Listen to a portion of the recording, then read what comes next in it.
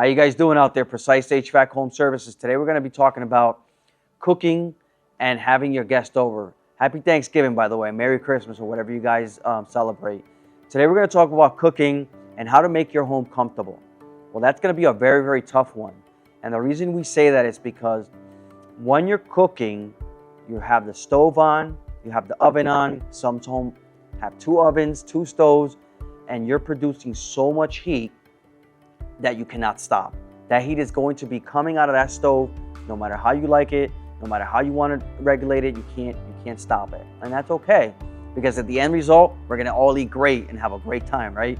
But unfortunately, what's going to happen is that Mr. Little Timmy's room on the corner or your room upstairs, it's not going to feel that heat that you have. And what's going to happen is that heat is going to travel to your thermostat, and guess what it's going to do? It's going to satisfy it. It's going to trick your thermostat, and your thermostat's going to think that your home is comfortable, it's at 74 degrees, and it doesn't need any more heat, which unfortunately that's false.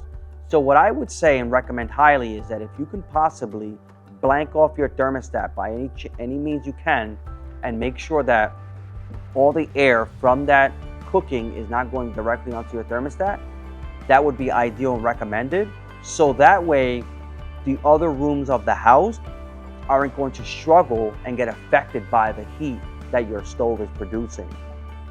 Another thing you can do is that the vents in the area where your thermostat is and you are cooking, let's say for example, obviously you're cooking in your kitchen, so if you have any vents there, I would turn those off. I would close those.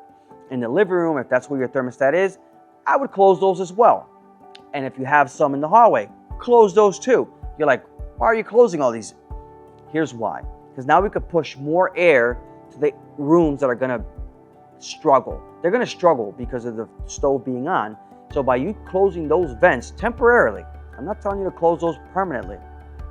Once you stop cooking and everybody's eating dinner, put them back on, turn them back on, open them back on, whatever and however your vents are, if they're manual, if they're automatic.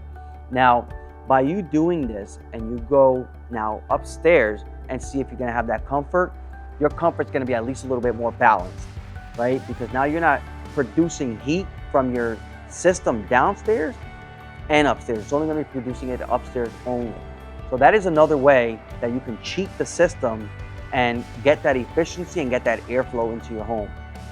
So again, when you guys are cooking that Thanksgiving dinner and you're gonna be feasting on a bunch of great food, think about what rooms are gonna be struggling, because if you guys are gonna be eating, let's say at 5, 6, 7 o'clock at night, and you guys are gonna be done with dinner about 7, 8, 9 o'clock at night, those rooms upstairs are gonna probably have a 10, 15 degree differential, and you're gonna be sleeping in a cold room.